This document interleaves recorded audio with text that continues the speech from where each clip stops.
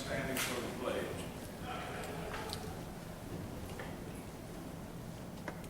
First of all, I just ask you to just clear our minds from the weight of the day.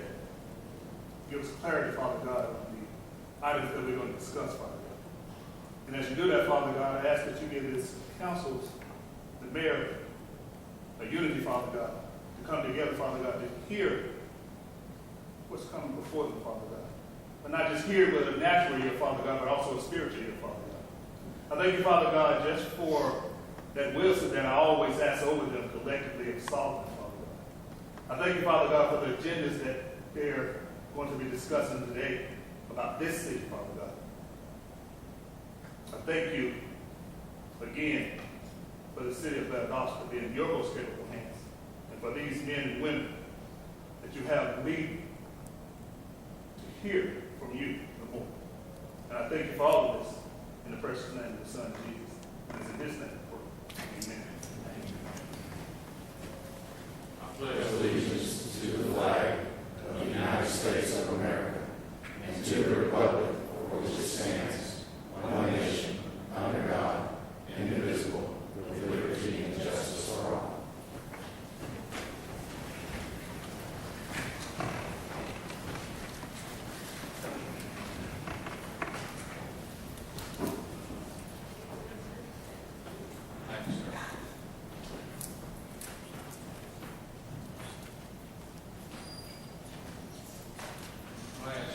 G.B.R. will come forward.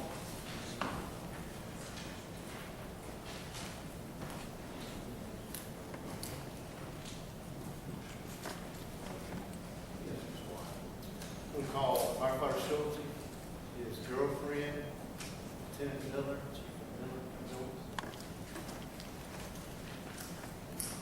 Firefighter Schulte joined the city of Valdosta Fire Department in July 2017.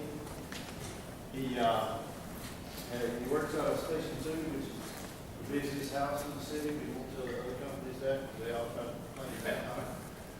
But on May 11th of this year, it's 07:30. That's generally when they're up getting the rig ready for the next crew coming in. So they're all out from the bay for the garage for fire trucks and systems. They're all out getting everything ready, and they notice a little girl comes up to the station. She actually asks for help. And the company knew, or they noticed that she was wet. And it was a school day, it was May, so it was a school day. And they asked what had happened, and she said she had fell in a hole. Well, what actually happened is she fell into, some of you are familiar with the creek that runs along the west side of Station 2 on East Park Avenue. So she had fallen there in her clothes and her shoes and all were wet. So, knowing how cruel kids are, she's on her way to school. They started asking, what can we do to help you? Can we call your parents? Can we do something to get you some dry clothes? And she was insisting on I need to go to school. But she was looking for a way to dry off. And as you guys know, firefighters stay 24 hours, so they have to have a means of taking care of themselves. And so Firefighter Schulte went and got a towel, a clean towel, they want to make sure I express that, a clean towel for her to dry off with. And some other members of the department were taking newspapers, putting it in her shoes, trying to get those dry enough for her to continue on to school. Again, she politely declined the offer to call her parents or get her some more clothes. And so after she left, they dried her as well, or let her dry as well as she could. He gave her the towel to take with her to school to continue, make sure she's dry and clean. And then he started inquiring to his supervisor, was there a way that he could buy some clothes locally to get them to the school for her? So for these things, we strive to recruit and hire quality employees in Valdosta. I think it's just another example of a true public servant that went above and beyond just answering 911 calls. For that, he has been named an employee of the month.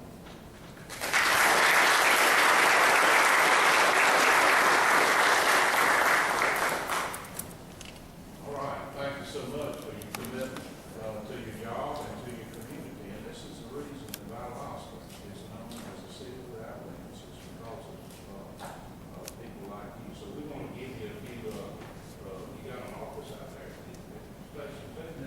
Well,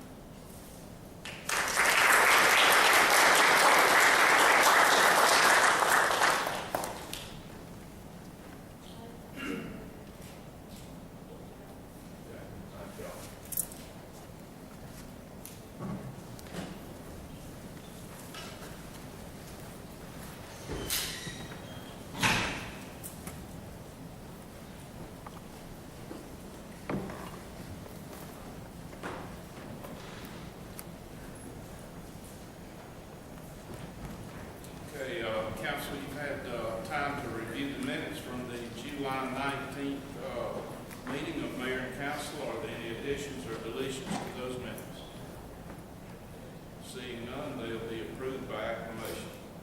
All right, we have one public hearing item tonight, so I'll call on Matt to come forward.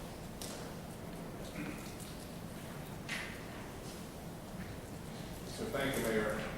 Public hearing on this evening is a conditional use permit request by Life South Community Blood Centers. This is for property located at 301 Woodrow Wilson. This is at the southeast corner of Woodrow Wilson and Fleming Street. Property is currently zoned RP, which you see on the map on the screen, which is also in your packet.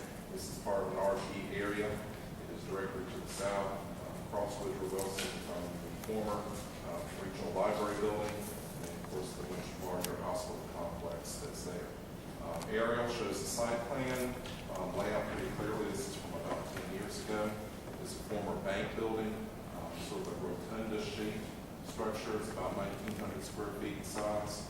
You recall from the work session, we compared this to our multi-purpose room across the street. It's about 3/4 that size. It's not a very large facility, but they have plenty of parking, just about double the amount that's normally required for an office or a clinic. Here's a better view of the site plan. It shows a little more detail where you can look at the outlines of the site with the driveway. Plenty of good access, but the main focus here is the corridor of Woodrow Wilson. It's not a residential corridor. It's more of an OP type corridor than anything else in terms of professional offices. The map is not in here, but it is in the comprehensive plan. This is what we call the Institutional Activity Center, and that is the part of our map that is affiliated with South Georgia Medical Center. And the goals of the comprehensive plan are to encourage uses that are in support of those institutions. Blood bank facility is certainly compatible and in support of the regional hospital facility, and that is why they have chosen it. In your packet is a letter from South Georgia Medical Center giving their support for the use. And keep in mind, this is a donations-only blood bank facility, very similar to the American Red Cross, but a larger company. In terms of what you might think, it's one I had not heard of before. But right before your meeting, I gave you this handout. This is some company information about them. And they are in several different communities all over the southeast. And they're already in client relationship with South Georgia Medical Center, and they wanted to have an office facility here. And that's their primary use of this facility, not a big donation center. And quite frankly, the facility's not large enough really to handle that kind of use. Planning Commission reviewed this at their previous meeting, and they found it consistent with the comprehensive plan and the conditional use review criteria, which are there in your packet. And they're recommending approval to you with 3 conditions. Number 1, approval shall be granted for a blood bank facility or other form of medical clinic in RP zoning. Number 2, maintain the existing solid hedge of vegetation along the south property line to fully screen the view from the adjacent property. And number 3, conditional use approval shall expire after 1 year from the date of approval if no business license application for this use has been submitted by that date. And as I mentioned in the work session, they have already purchased the property and they are anxious to get started. That answer any questions you may have. Questions of Matt? I have one question I just want to ask. Yes, ma'am. Trying to be clear. You said that that's going to be an office and the area where they're going to, I guess, process the blood. Right, they said they will be able to take donations there. I mean, they coordinate blood drives. I think that's by far the bulk of their blood collection efforts. They described the planning mission, they would have 3 or 4 donors a day, a typical day, which is not a whole lot of traffic, and a handful of employees using the site. Mainly, it's, I think, for office space and coordinating their efforts with the hospital. They did not process anything. No, this is not at all like a biotest facility. No. So they're just collecting blood. Collect donations only for human use only. Hospital across the street. What I'm trying to do with my head is people will come and give blood and they would do what, after they receive it, they would process it in that building. Can you separate? They sent it to Gainesville. But I thought it was doing, that's what I was thinking, they were using this as a satellite building, so they wouldn't have to take it in, right? Right, well, the destination is the hospital across the street. Right. They're here, then to answer the details of their operation. They know far more about those types of things than I do, or what I could pretend to know. They'll speak in a minute. Any other questions of Matt? All right, at this time, is anyone in the audience who would like to speak in favor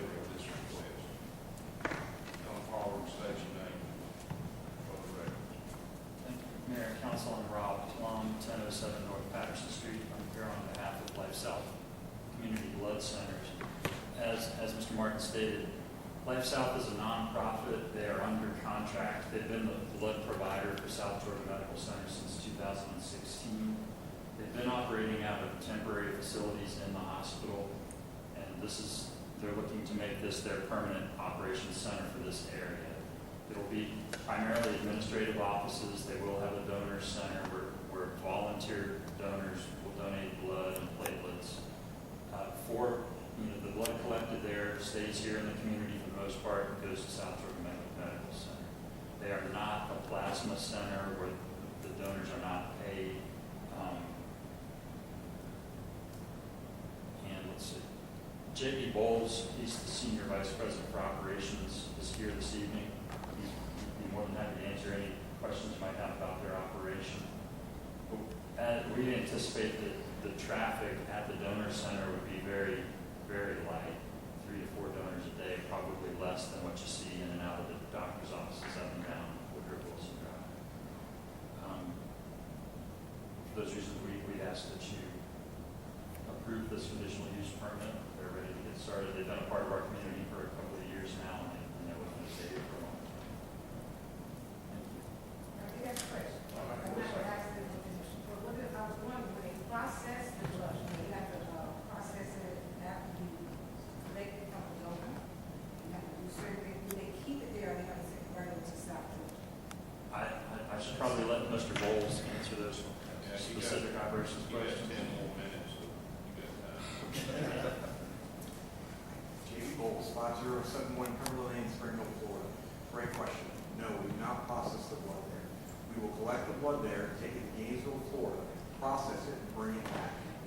When we bring it back, it goes directly to the hospital. We will not have storage facilities on site to hold it. Okay. Any other questions? Thank you. Thank you, sir. Is there anyone else in the audience who would like to speak in favor of this request? Is there anyone in the audience who would like to speak in opposition to the request? Anyone who would like to speak in opposition? Okay. In that case, council, I'll turn it over to you, Patrick. Mr. Mayor, I'd like to motion that we approve this conditional use as presented to include the 3 conditions recommended by staff. Second. All right, we have a motion and a second. Is there any further discussion? All right, all in favor of the motion as presented, please say aye. Aye. All opposed by same sign? There is none, the motion carries. Thank you all very much. All right, next item, Vanessa, on the redevelopment tax.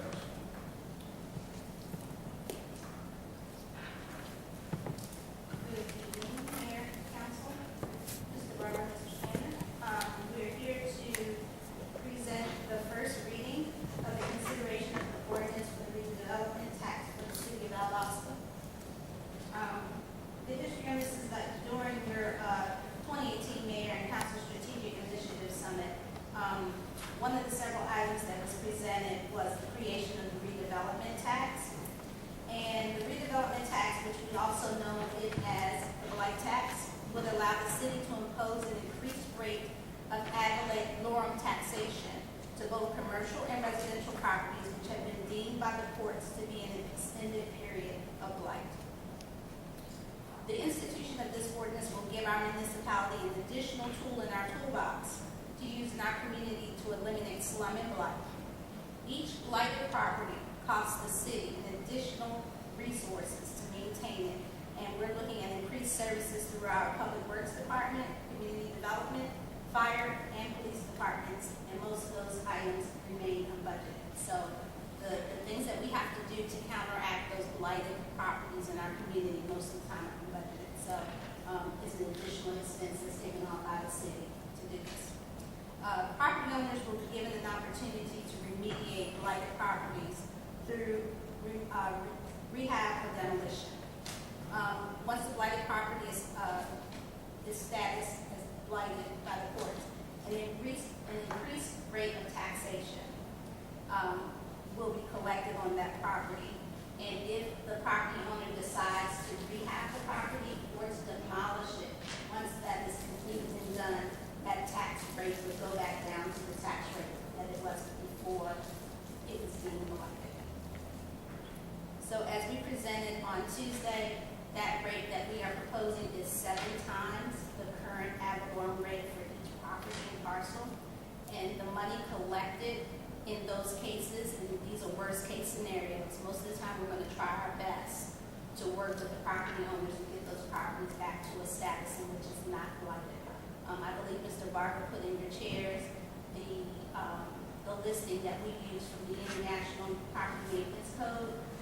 That is the standard in which our marshals and the courts will use to deem properties as blighted. Any questions? As we said the other night, in the first reading, we will not have a vote on this tonight. We will have a vote at the next council meeting. So are there any questions of Vanessa on this at this time? Is it up to the city to, prepare the drug to prove the light? And if so, how would we do that? Generally, that checklist that we give you is almost the same process in which our code enforcement currently uses. We would go out, they would take pictures, if they have access to actually get inside of the property, and take pictures, and the submission of that checklist to the courts, plus their own testimony, would be sufficient enough for the judge to make a determination if she deems it blighted or not. These are properties that are empty. Is that what you're saying? Right. Just want to be clear of that. Vacated and dilapidated. I'm saying it up to the day. I see a lot of that. All right, any other questions at this point? Andy, look like. Well, I'm just asking, does all these have to be checked off, or is it depending on what we're doing for No, residential? all- How many of them? Right, it all is all dependent on each situation is different. Say, for instance, if we go to a commercial property, and let's say just walking up to the property, you see that it no longer has a roof. So the main reason why that could be deemed as blighted is because we look at the structural roof and all of those things, and it could be just check marks in one area that can have it deemed as blighted. So it's just one, okay. And the 2012, Councilman Gibbs pointed out, is the state building code that we're working with under the state of Georgia right now. It's not outdated. So it doesn't necessarily have to be anything. It could be just in one specific area that we can look at and take pictures of, and she can vote it and rule it as being blighted. Thank you. Any other questions on the blight tax or redevelopment tax?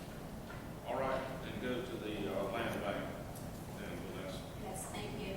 After 10 months, we have finally received a signed copy of the amended 2012 intergovernmental agreement between Lowndes County and the city of Valdosta. And the reason why we did a amendment to the intergovernmental agreement is because the state of Georgia in 2012 passed new legislation that gives the land bank more authority, more rights, more powers in our communities to do more with the land bank. So our land bank decided to adopt those policies and procedures. One of them, and the most important, is that it allows our land bank to be self-sustaining, meaning that every property that we put back on the tax rolls, we're allowed, through an agreement with our tax office, to recruit 50% of that tax for the first 5 years that the property is back on the tax roll. So that money comes directly back to the land bank. And that allows us to operate, it allows us to continue to do programs in the city and the county without asking for a millage or asking for any funding from the city or the county to operate. And then secondly, this amended agreement allowed us to increase our number of members to the Land Bank Authority. Also, it allowed us to make a staggered schedule for their appointments to the authority so that regardless of what happens, we'll always have members on the authority that can keep the continuity of what's going on with the authority. Any questions? That's on this side. Before we have a motion. All right, in that case, then, council, does I have a motion? G.B.R. Request that we approve this because they stated our misdemeanors. Second. We have a motion and a second. Is there any further discussion? All right, all in favor, please say aye. Aye. All opposed, with the same sign. Yes. Thank you. All right, council, the next item we have some appointments to our boards and commissions. The first one is the Valdosta Housing Board of Adjustments and Appeals. Clinton Anselm and Thaddeus Blue, their terms expired, and they did not express an interest in being reappointed. So we've advertised this according to our policy, and then we only have one person to apply, and that was Mr. David Bond. And you all have his resume and his application in front of you. So at this time, we still have one opening on this board. And it's a board that does not meet very often, and I think people get discouraged about that. Don't want to go far with it, but anyway, it could be a very important board. So at this time, could I have a motion to appoint Mr. David Bond? So moved. Second. All right. We have a motion and a second. Any discussion? All, Can I say something? sure. I think this is really going to turn into a really important board, because this is the board that once, now that you guys have enacted the land bank authority, this will be the board that if somebody has an appeal, they will go. Oh, okay. forward. So I think we will be, easily get another member. Good. All right, we have a motion and a second, and is there any further discussion? Seeing none, all in favor, please say aye. Aye. All opposed? There is none. Mr. David Bonner is appointed. The next item is appointments to the Valdosta Tree Commission. We have two members, Robert Harrison and Stacy Griffin. Their terms will expire on September 6th. Neither one of them have expressed an interest in being reappointed. We have two applications to fill those spots. Mr. Jacob Ekwall, owner of Commercial Landscape Company, and Tyler Tucker, who is a Community Service Coordinator at VSU. So since we only have two applications to fill the two spots, could I have a motion to appoint those two individuals? Second. So moved. Second. All right, we have a motion and a second. Any discussion? Hearing none, all in favor, please say aye. Aye. All opposed by same sign. There is none, the two are appointed. All right, ladies and gentlemen, the next item on the agenda is our citizens to be heard. You have 3 minutes to state your case. Please come forward, give us your name, address, and telephone number, and we will get back to you. So at this time, are there any citizens to be heard? George Foster Ryan, 5004 Oak Drive, Valdosta, Georgia. I'm here because I was in Alabama, and then I went to Omaha, Nebraska, and I received a phone call concerning the renaming of Forest Park here in Valdosta, and the people told me about the negativity that one minister in our community was receiving. His name is Floyd Rose, and I started to research the newspapers being in Omaha, Nebraska, and I heard the venom that was directed toward one of the only pastors that I know that has stood up and stood the test of time here about trying to bring about change.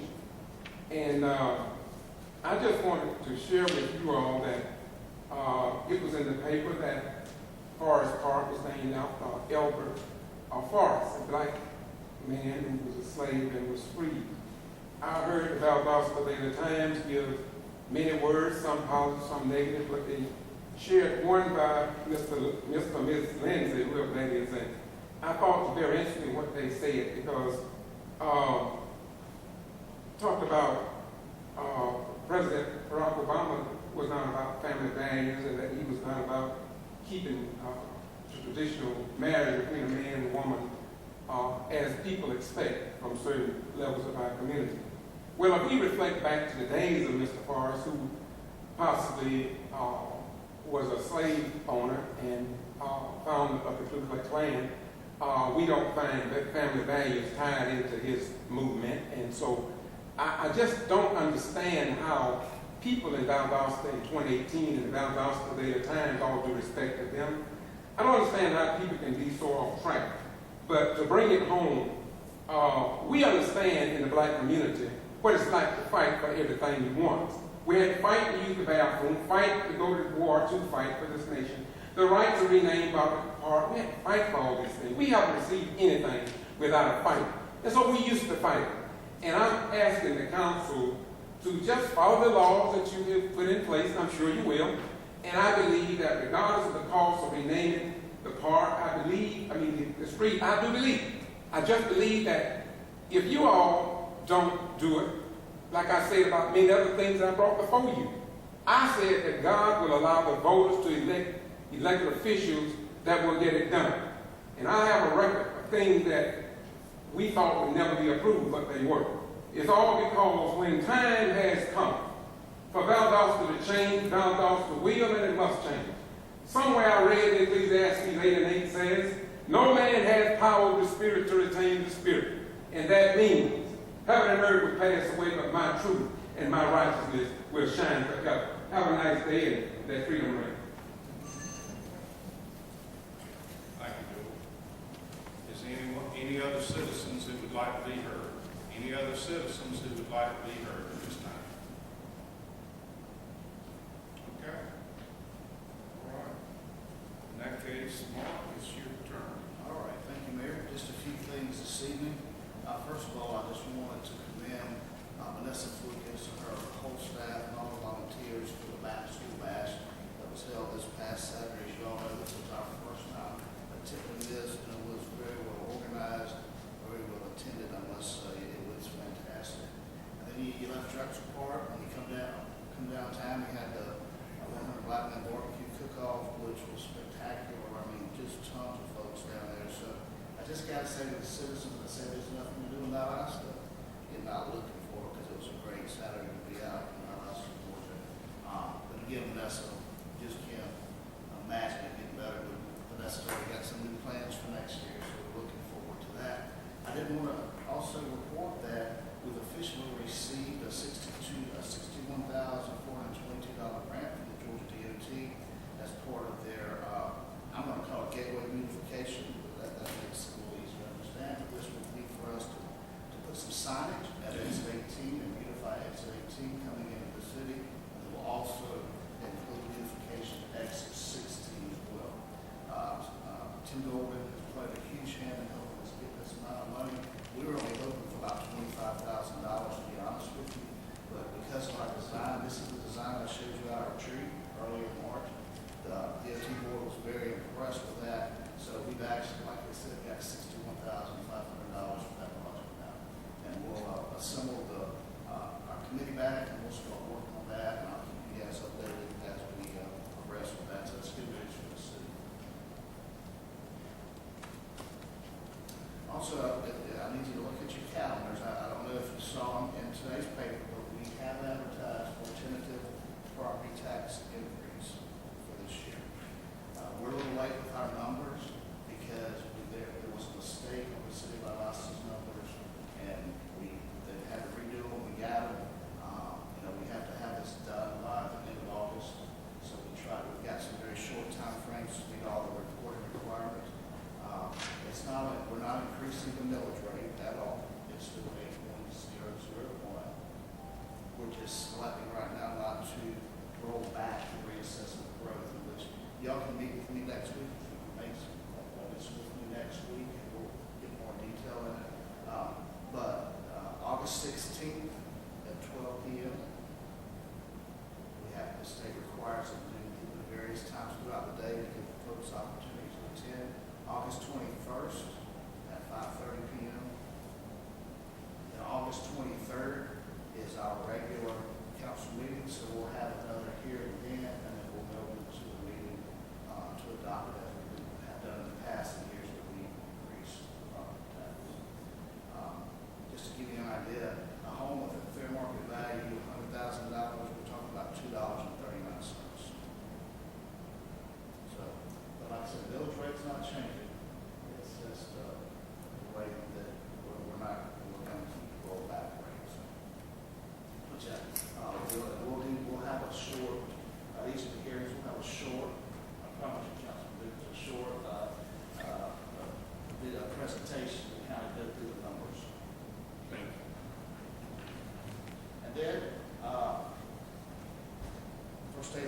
the city school system around the new high school. What is bad, definitely thought it still needs some improvement, definitely. Just so you get folks asking you, we need probably a line adjustment there at the high school, they turn on the Park Avenue. DOT, that's a DOT control intersection, they will be here hopefully next week, because they wanted to actually see for themselves the traffic that was there. Of course, they weren't here, so the path and way out and right there, taking notes and making videos and pictures to show them, got in touch with them immediately, and more than likely that timing of that light will be done next week by DOT. So just bear with everybody, and we'll get that done. But we had to go to the DOT's procedures to get that done. And there, that's it. Nothing else? That's it. All right, any council comments? Mayor, I'd like to ask the council manager, well, let's thank board, DOT board member, Tim Golden for this support. That sidewalks that we got over there on St. Augustine, the sidewalks that we got on Griffin Avenue, and I think some of the funds that went to their program district of Troop Street. But that was both of those all of them was worthwhile projects, and I just appreciate it. And I'm afraid all the people which I walk away every day 2 or 3 times, and you see individuals walking over the sidewalk, and when they pass that, you walking in, in the grass over the road. So it really much needed and much appreciated. Okay, we'll see to it that he gets, thank you. Yeah, I'm trying to catch you. Sidewalk in your district. It's up like Griffin Avenue by this street is really still in this street, but it's so close that, Okay. yeah, So one side of the sidewalk is built on one side of the this street. and I think we do some of the funds up on the truth, on that sidewalk up on the truth street. But again, I'm glad it was. That's one that's an idea. All right, any other council comments, Eric? Maybe, I'd like to take this opportunity to thank Mayor and Council, Chief Childers. This summer while school was out, we had our basketball program where we were trying to do something to keep these kids keep them out of trouble this summer. I think we had about 50 kids participating. We had a couple of sponsors, and we do this now because we want to try to get everyone to get involved, reach out to your community partners. So next year we can have more kids involved. We want to try to do girls next year, but I just want to take this time to thank everyone who had a hand in it. Definitely thank Chief Childress again because he played a major part in it. George Page, he did a wonderful job. Everyone at Parks and Rec. Chief FROOM, he's not here. He put his team out. They did their best. But at this time, I'd like to present Mayor G.B.R. with the City Council trophy. First place. Oh, well, thank you so much. Thank you. No.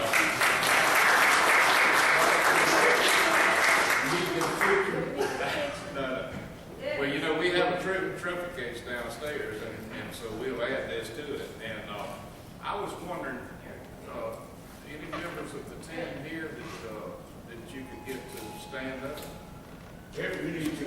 Oh, Andy, okay. Andy's here. All right, good deal. Now, not any members of the fire department team here, are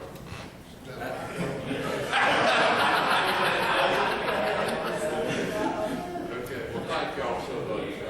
It's certainly a thing that we need to do more of. There's no question about that. We need to keep our children and our kids busy during the summer months, doing things that are worthwhile. So thank you so much for all that you did. Thank you. You probably could get that smaller one from the cheap room.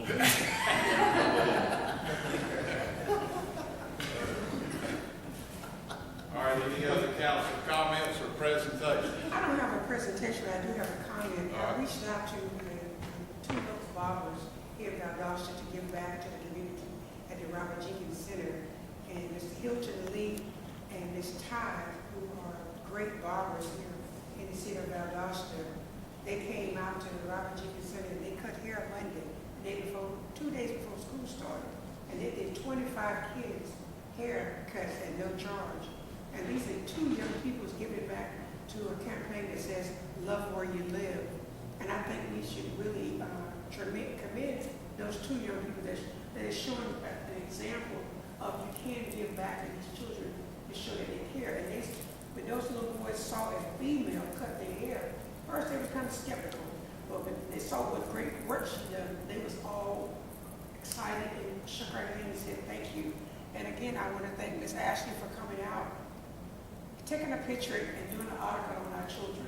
And again, anything we can do, like the councilman said, help our children, that's great in the community. Give back to our children in order to make our city a better place. Thank you for putting that together. And if you will give me the names of those two barbers, we'll see to it that they get recognition. Thank you, sir. Yeah. And do you think the woman will start cutting my hair? She'd be great. Any other council comments? Yes. All right. What it is, that falls right into place with something we talk about at the street. So we have people in the community who give back and do things, just looking for or something. We think about doing it, so we might look into that.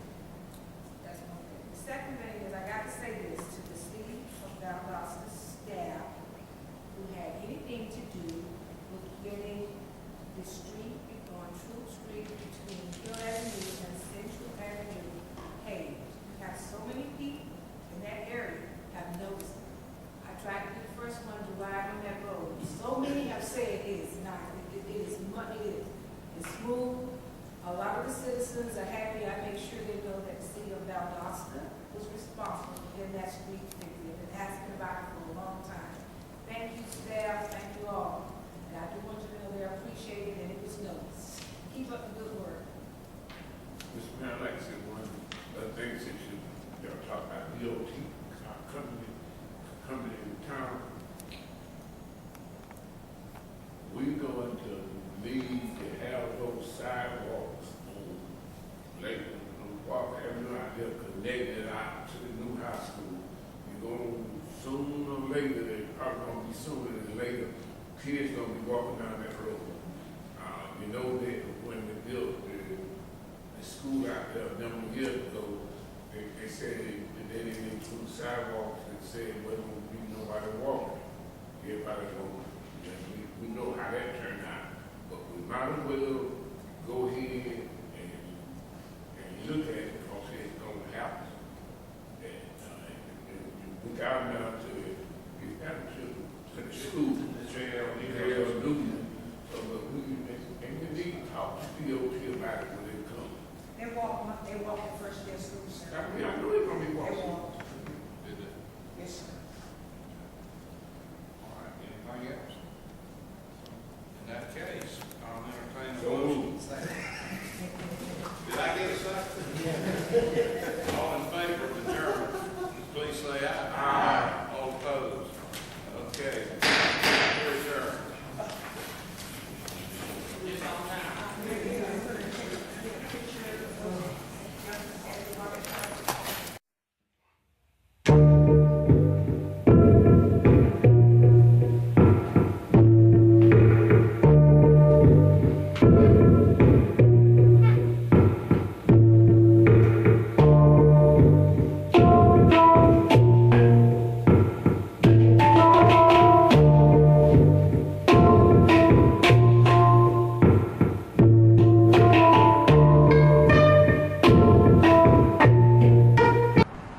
And so here in Valdosta, Lowndes County, Georgia, we have many colonels, lieutenant colonels, majors, captains, first and second lieutenants, chief master sergeants,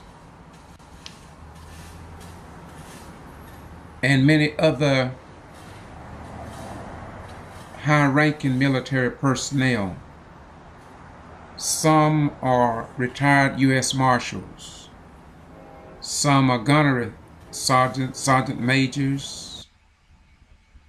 Some of them are admirals. All retired here in Valdosta and Lowndes County, Georgia, along with common disabled, ordinary veterans,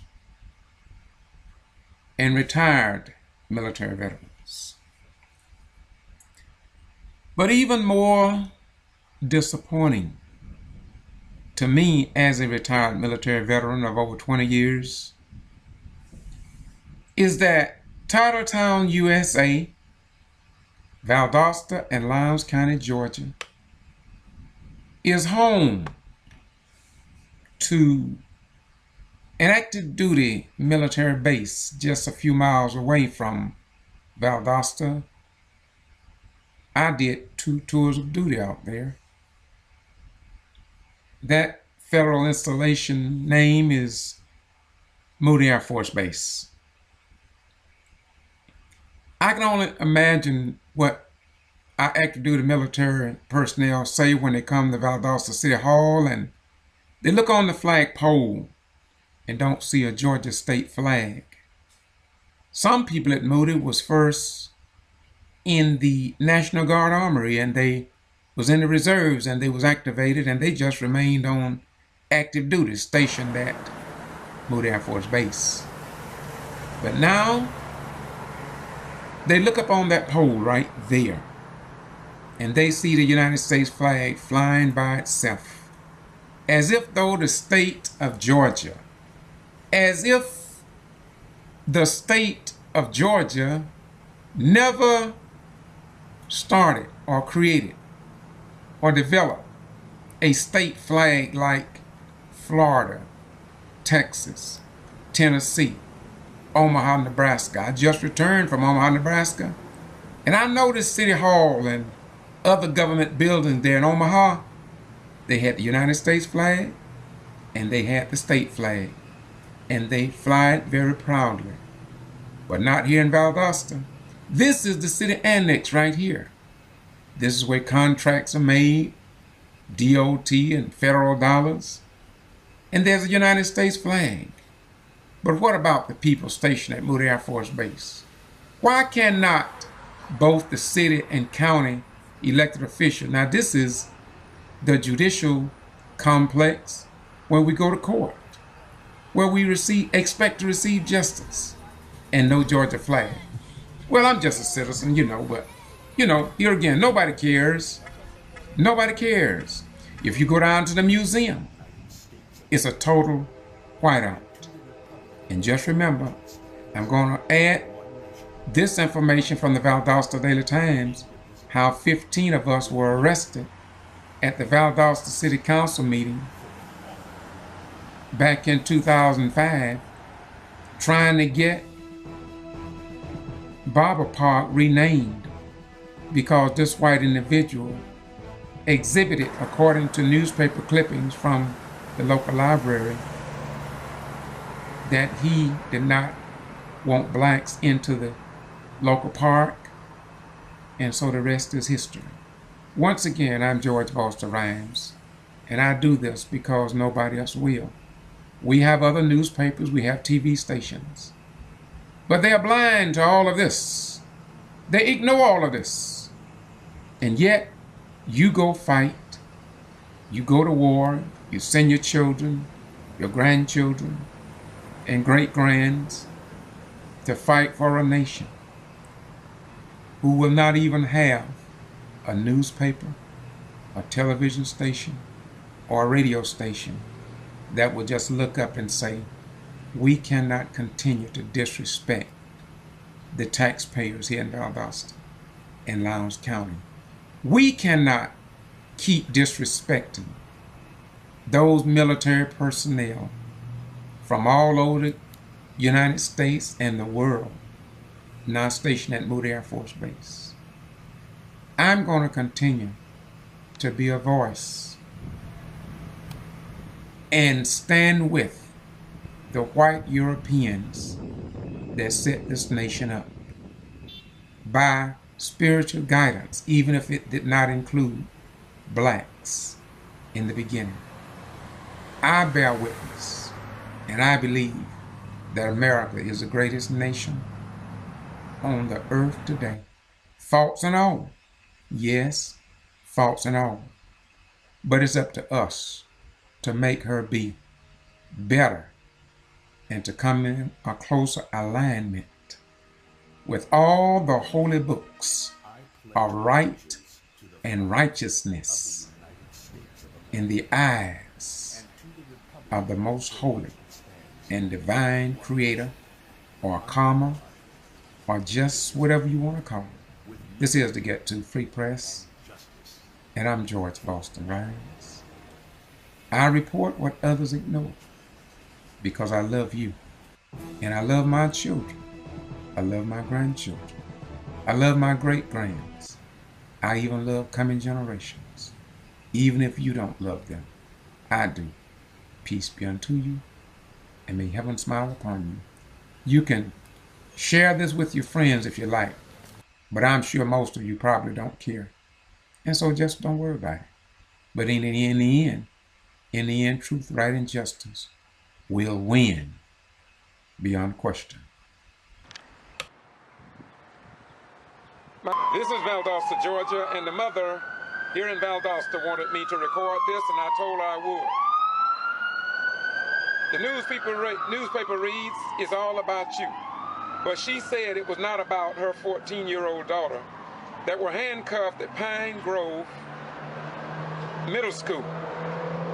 No news media in South Georgia have reported that to the general public, much like the 31 jail deaths, much like my criminal trespass warning. I am now into my 68th day of being banned from Lowndes County school properties by persons and parties unknown. We had better wake up here in South Georgia to the mother, the father, and the 14-year-old girl. I just got word that soon there will be somebody outside of Valdosta that will be reporting y'all's story. Once again, headlines is all about you, but not about the 14-year-old middle school student that were handcuffed and charged with felony, a felony charge. Later found out that there's a possibility that records was falsified or an untrue statement. This is Boston G.B.R. on YouTube. It is sad, but in the end, truth, justice, and right will win. Bye-bye. We gone. This is kvci.blogspot.com, George Boston Rhymes, again in Valdosta City Hall. I am on the first floor of Valdosta City Hall. And over 2 years ago, I talked about not having black African-American pictures displayed here in City Hall. I believe that we are now a metro city, and that Valdosta should represent all of the people in terms of the historical makeup of our beloved city.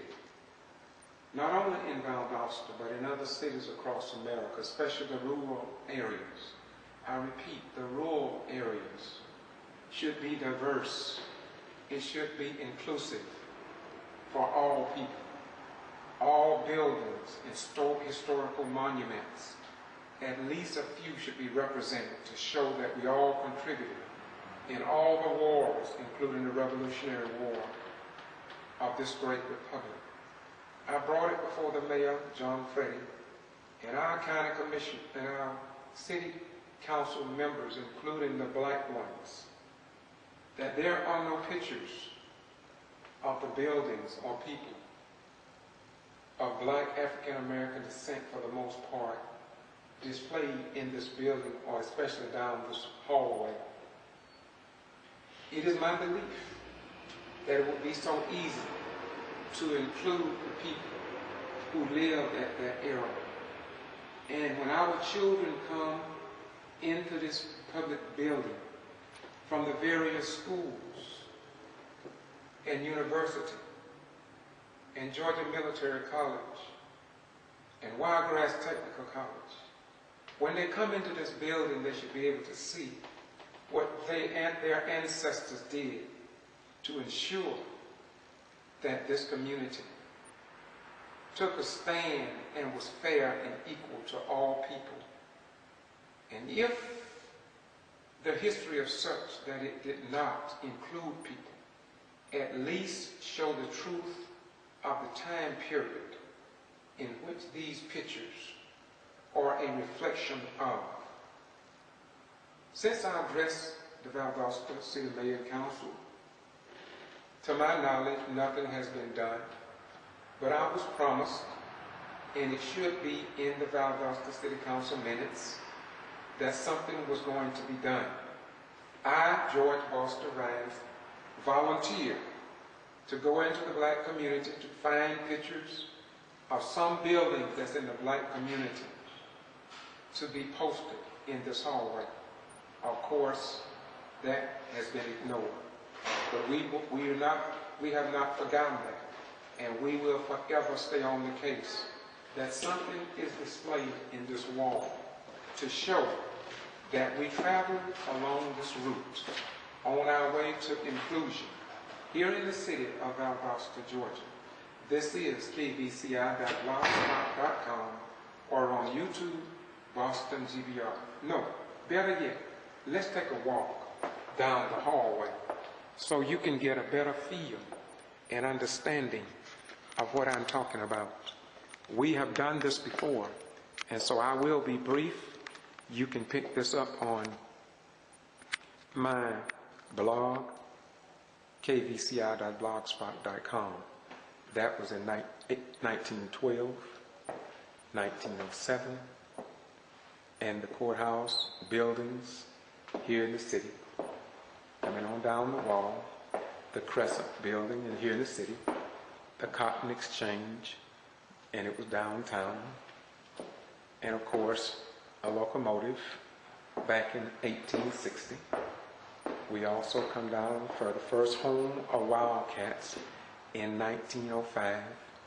I'm sure that there was black schools somewhere in the city.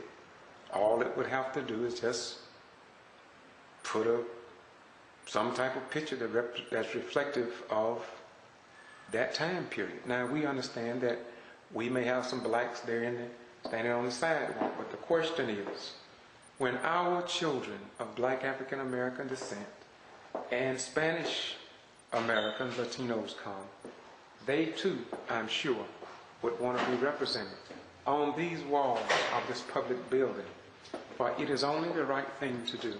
We also see here Valdosta State College. We see the Crescent again.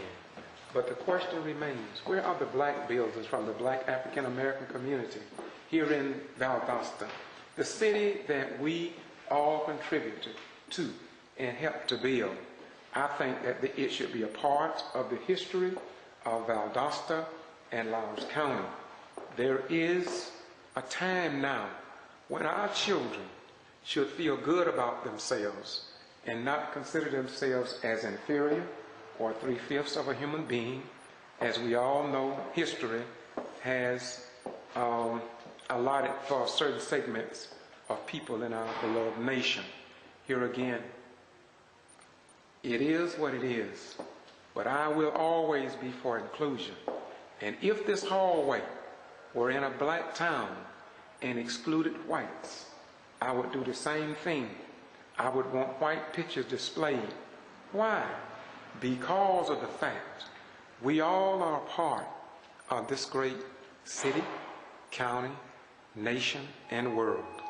Once again, we do what we do because we want to keep you informed This also means that if you're in your local city, you may need to walk in your city and do a report and make sure that everybody that make up your beloved city has been accounted for, has been recognized for their accomplishments, so no child or children or adults or those who come after us will think or believe that nothing was contributed to the well-being of their community simply because they were excluded from the history of our world. This is kbci.blogspot.com.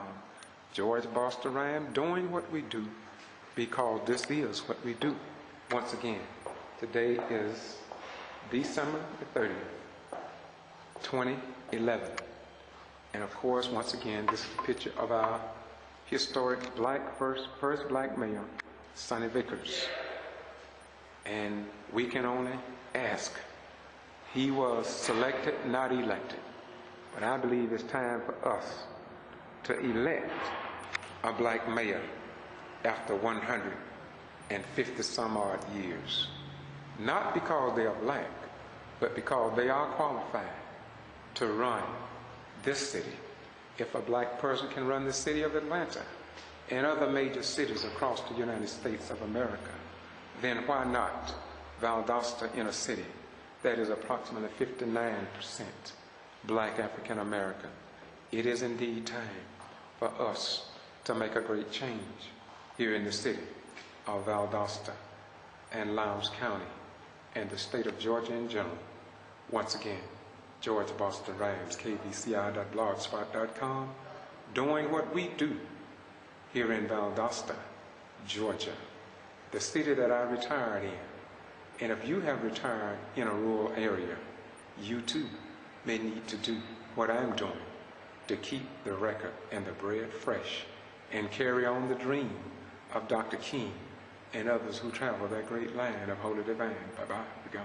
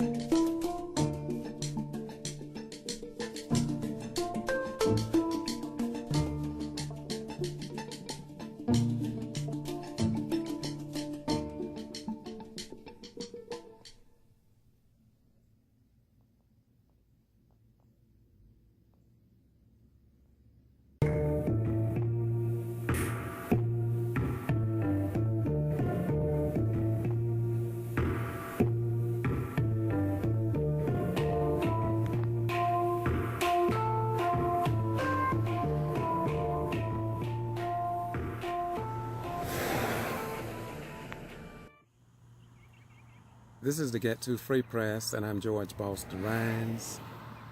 This video is to show how some businesses and government facilities show respect to members of the Georgia National Guard, Armory, and Reserve Forces. It also shows respect to the active duty military personnel at Moody Air Force Base and across America, how we honor and respect those that serve in the armed forces as well as our National Guard, Armory, and Reserve Forces.